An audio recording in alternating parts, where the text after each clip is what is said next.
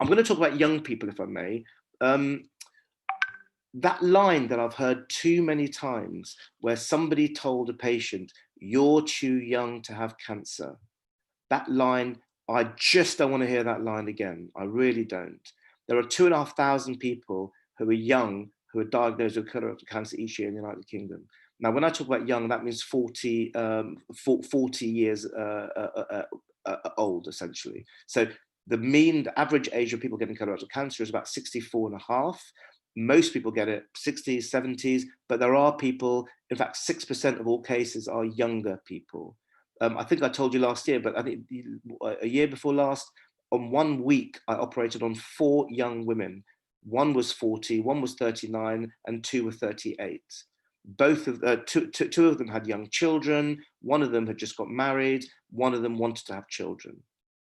That's what I'm talking about. That's the impact I'm talking about of young people. And if we don't recognize it, then we will not diagnose it early. There's less awareness in young people of cancer in general. There's much less awareness. It's not within their media circles. Older people, magazines, the kind of things that older people watch, they're more aware of cancer generally. Younger people are not. And it's been shown that delays in diagnosis are common in younger people.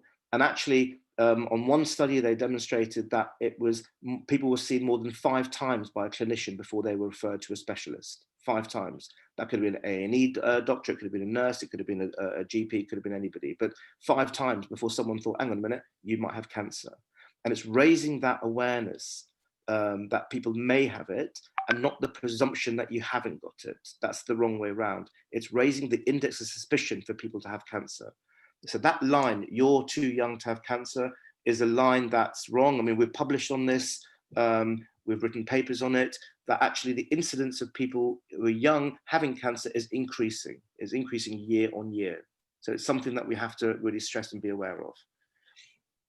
I'm going to talk about robotics because that's what Paul has asked me to talk about. In the old days, when I first started doing surgery, this is the way we did it. This guy is called a scalpel. It's a particularly sharp knife. It comes in all shapes and sizes, and we used it to incise the abdomen and go inside. This guy is called a diathermy. This is what we use to burn tissue and cut tissue at the same time. And it cauterizes it and burns it at the same time. If you can see on that, I don't know if you can see the yellow button and the blue button.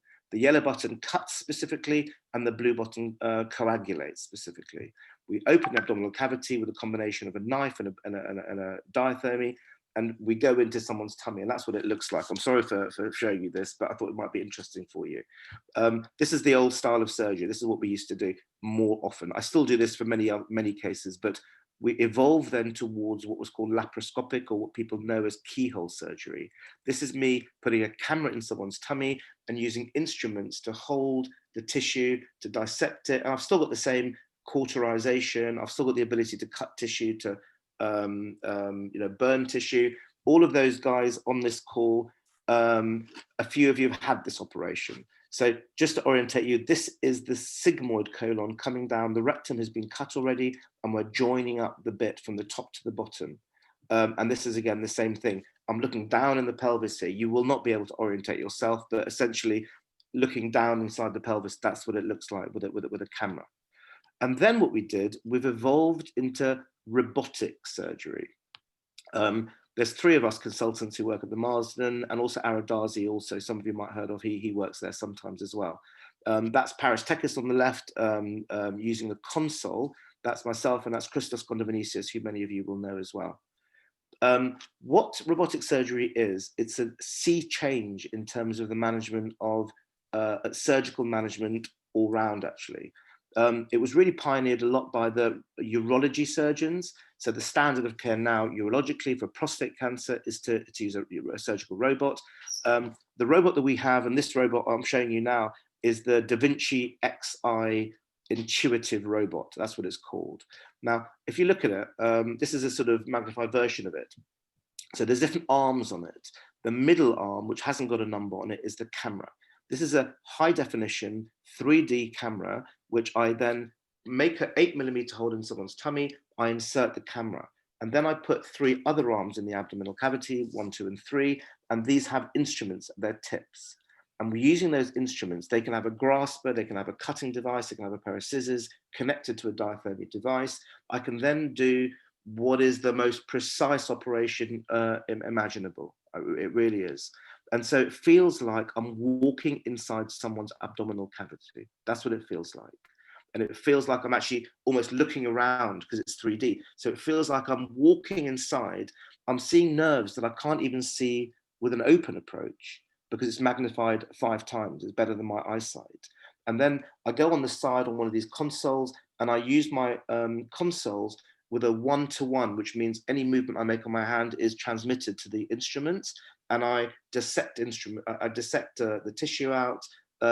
Tom Brown, you're on this call. This is what I did with you a couple of years ago. And the console, this is what it looks like on the left of your screen. I think it's left on your screen as well. I think that's Paris's hands on the actual console. It's super fine, super accurate. And this is what it looks like on the abdomen itself. So this is a patient lying on the abdomen. This is the whole bulk of the robotic, the boom with the arms inserted in the tummy cavity. And then I go and sit on that side of it, and then I operate on people. And don't worry about the letters, they mean different vessels, but this is the kind of view I'm getting inside someone's tummy cavity. It's magnified, and it's, I mean, you know, I can't tell you how amazing it really is. I really cannot tell you, but it's phenomenal. It is phenomenal. I mean, you can probably hear the excitement in my voice, but I'm a bit of a evangelist for robotic surgery. So, but I think it is something amazing. It really is something special.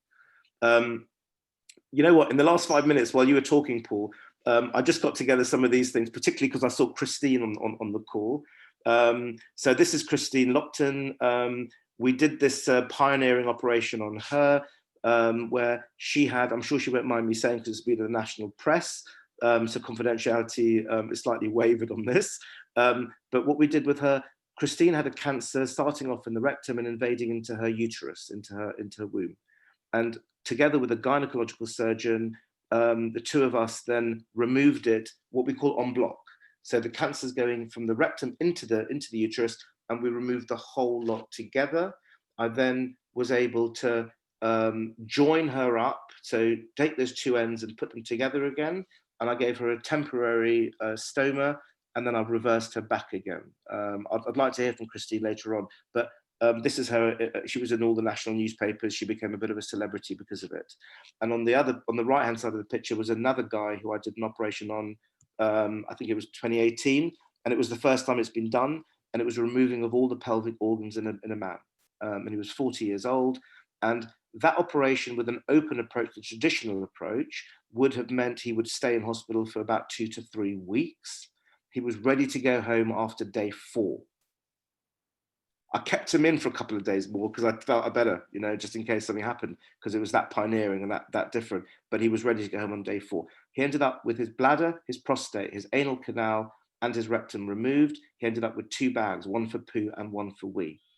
But the impact of his life was minimized because of the robot. And he was able, I mean, I don't know if you see the videos online, and he was on the BBC and on everywhere, but he was playing, I was a bit annoyed with him about this, by the way, but a week later he was playing basketball in his garden and putting in hoops. And I did tell him off about that afterwards. So robotic surgery is a big development. So colorectal cancer, a diagnosis of which is extremely stressful. The fear of the unknown. What's going to happen to me? Am I going to die? What tests are you going to want to do to me? People, all of us, we like to be in control of our own destiny. All of us do. When that's taken away from us for any reason, because there's an existential threat to us, or there's something that's going to happen to us that might be painful, unpleasant, nasty, or might lead to something bad happening, then any single one of us is going to be nervous, is going to be scared. You know, that's an evolutionary thing. It's been there for, you know, the whole of human history, and before that as well. It's an animal instinct, the fear of what's going to happen to us. In bowel cancer, it's the fear of death, and particularly also it's the fear of a stoma. That's a really scary thing to have. I know a number of you have a stoma. The idea of poo coming out your tummy can be a really horrible thought. It can be. But people live with it, they get through it, and they manage completely full lives. I operated on someone 2 years ago, did that big operation, 2 bags, one for wee and one for poo. and they ended up with a photograph being sent to me from the base camp of Everest, the base camp of Everest, and he'd climbed all the way up there, and he was living a completely full and reasonable life. So it's really, really, really important. So colorectal cancer, early diagnosis is key. It's vital to have a low index of suspicion that we have to raise within the community as well as the medical fraternity. There are highly effective and safe treatments available. We have excellent outcomes, particularly with an early diagnosis. It is a challenging journey. There's no question about it. It's challenging. Radiotherapy, chemotherapy, surgery, it's what we'd rather not have if we possibly could. And so it is challenging. But there are various different research angles that we're taking now in order to make it better for patients, outcomes better, better surgery, more precise surgery, more personalized care, more bespoke management for an individual patient. And these are brilliantly supported by our Red Trouser Day team. I'd like to say finally that the Red Trouser Day group, Paul, Julia, Hayley, all of you, every single one of you have contributed to this in a really, really big way. We all know that many people, having heard some of the talks that I've given and some of the other stuff that's come out, have self-referred them to me. I've done colonoscopies on them, I've removed polyps from them, I've diagnosed cancers in them. So we've already made a difference. We've also raised over £150,000 that's been used for various different research themes that we've done. We've set up a robotic registry, a national registry for robotic surgery. We're continuing to pioneer that. We're collecting data to work out what is the best way of doing this. How can we improve upon that? So finally, I know I've gone over my 10 minutes by a long way, and I apologize for that as always, but I thought it was important to say all those things.